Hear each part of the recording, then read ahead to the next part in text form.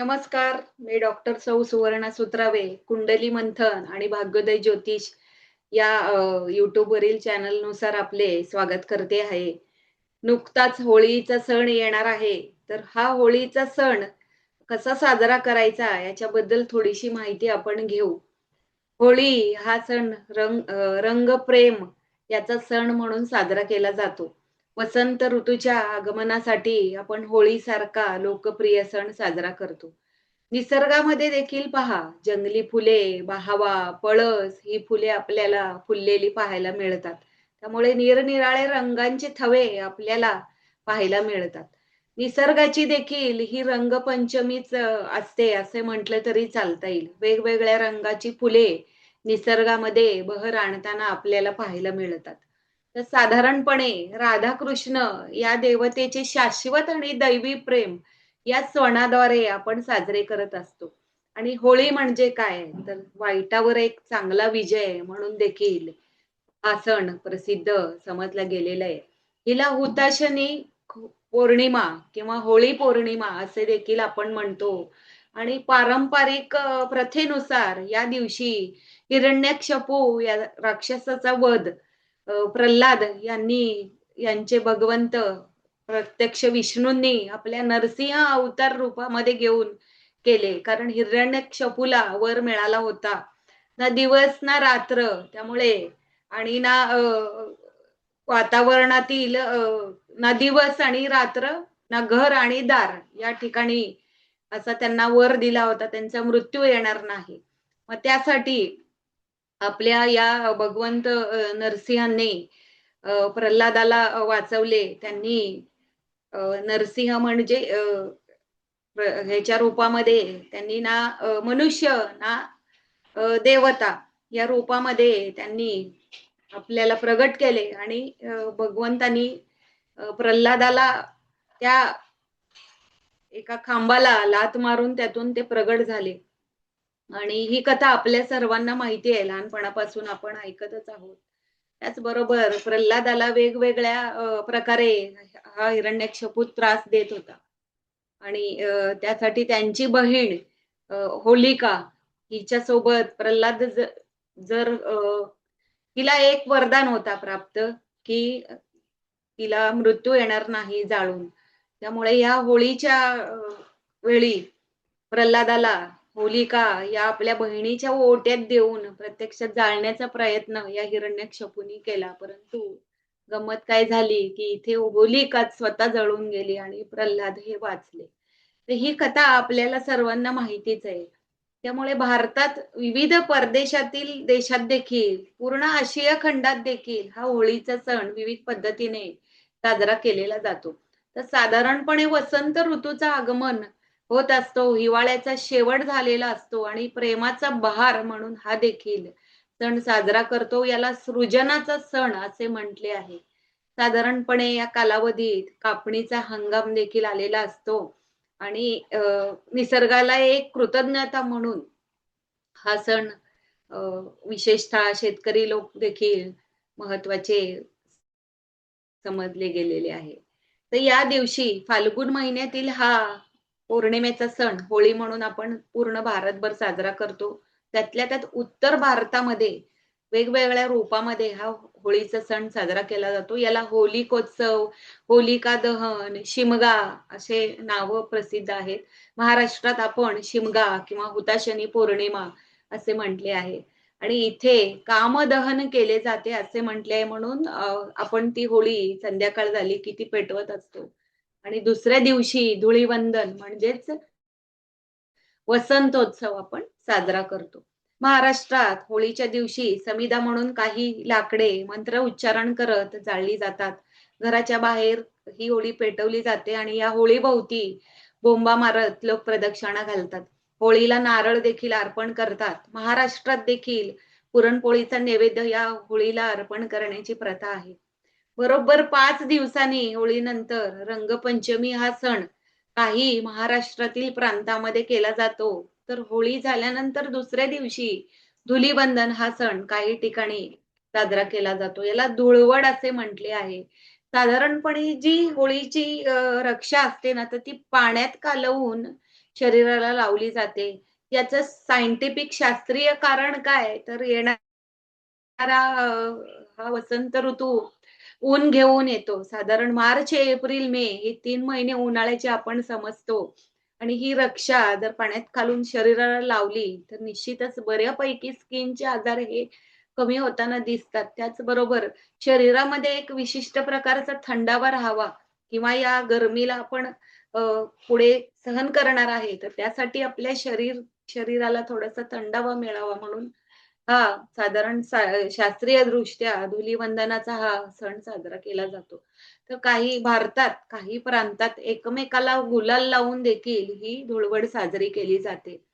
सर्वांनी एकत्र येणे, बंधुभाव ठेवणे आणि एकतेचे प्रतीक म्हणून हा सण या सणाकडे पाहिले जाते.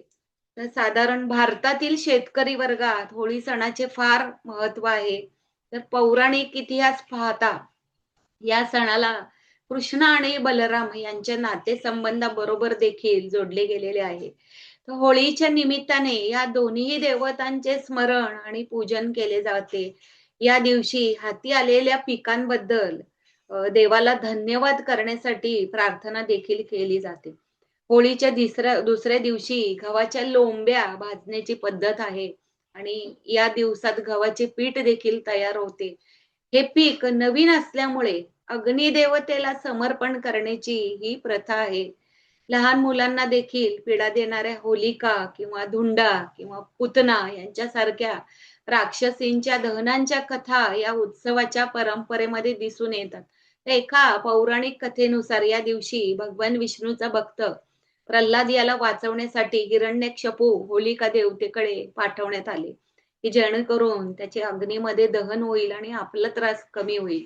परंतु प्रल्हादाला जाळण्यासाठी होलिका ज्यावेळेला मांडीवर घेऊन अग्नीमध्ये बसते, तिला खरं तर वर मिळालेला असतो, की अग्नीमध्ये तिचे ज्वलन होणार नाही.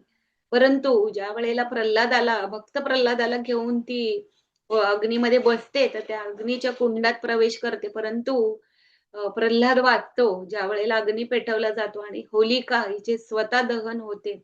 म्हणूनच वाईटांवर चांगल्याचा विजय म्हणजेच वाईटांवर विजयाचे प्रतीक म्हणून हा सण आपल्याकडे साजरा केला जातो. राधाकृष्णांच्या प्रेमाचे वर्णन देखील होळीसारख्या सणांमध्ये केलेले आहे.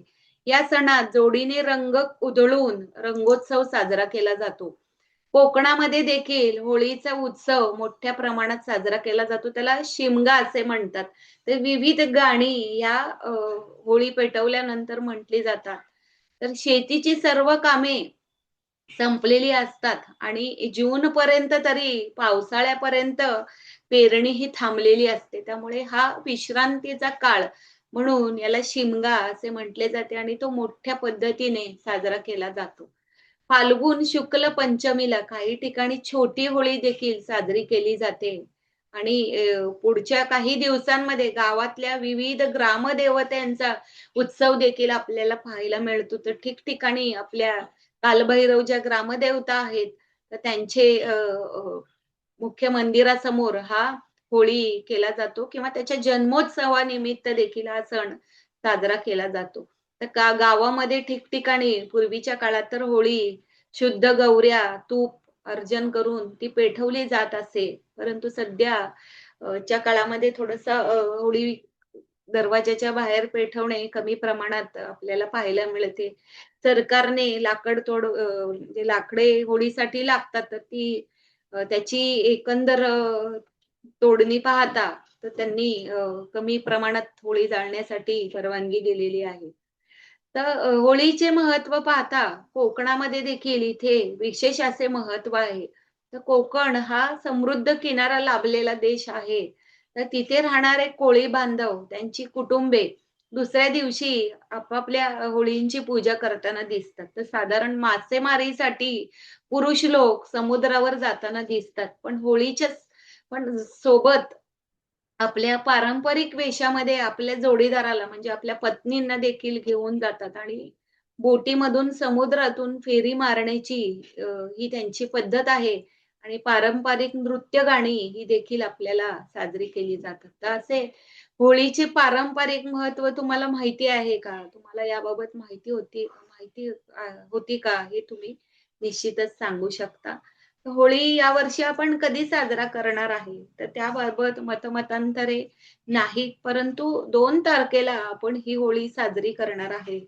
तर ह्या दिवशी पौर्णिमा आहे आणि एकच पौर्णिमा त्या दिवशी आलेली आहे. त्यामुळे तसे तर मतभिन्नता नाही. होळीचा हा मुहूर्त भद्रा योगावरच असतो. जनरली साधारण 6 वाजून 45 मिनिट ते साधारण 9 वाजेपर्यंत हा होळीचा मुहूर्त आहे. या कालावधीत आणि भद्रासहित आपण ही होळी साजरी करतो आणि विविध होळीमध्ये समर्पण करतो विविध गोष्टी. त्यामध्ये विलायची, लवंग, त्याचबरोबर हरभरे, फुटाणे टाकण्याची देखील प्रथा आहे आणि नारळ हा विशेषत्वाने होळीमध्ये तुम्ही जर दहन केला तर निश्चितच चांगल्या पद्धतीचे चांगले लाभ आर्थिकदृष्ट्या आपल्याला मिळणार आहेत.